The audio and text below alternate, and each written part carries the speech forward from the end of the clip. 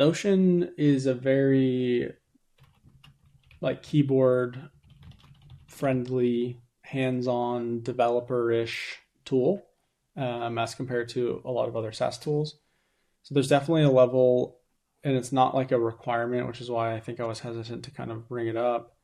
But I do think that there's like with keyboard shortcuts and like this concept of like databases and stuff, it really pulls to like this software development kind of side of things that there is definitely like a I'm not saying that you have to be super technical to in order to use Notion because you can kind of learn Notion, but at the end of the day, like if you have that background and you come into the tool, you're going to be a lot better off, or you're going to be at least quicker in the start.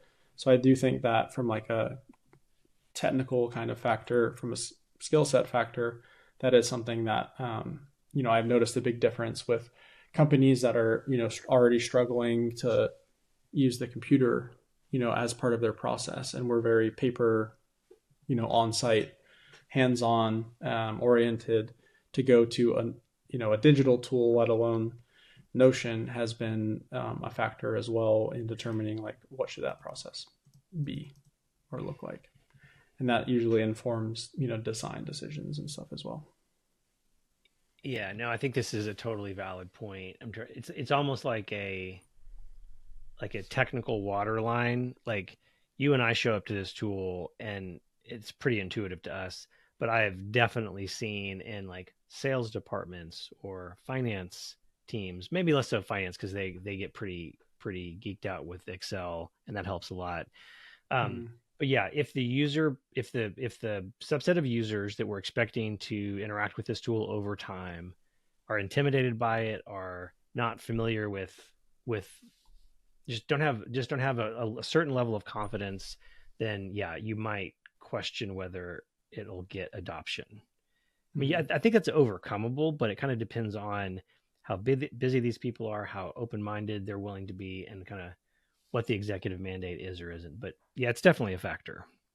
Yeah, and I think you said like kind of sales, so that's another thing is depending on the position or the industry, like mobile friendliness is definitely something that is important.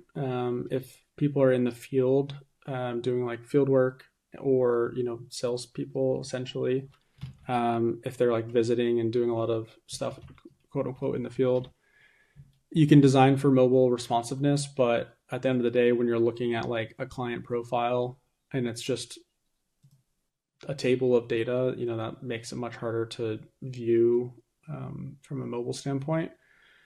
Whereas if you're, doing a lot of text and it's like articles and things like that, that's a little bit easier to do mobile because you're not, scrolling and, trying to click and drag and open up, menus and things like that. So that's definitely something that comes into play. Yeah, that's a good catch.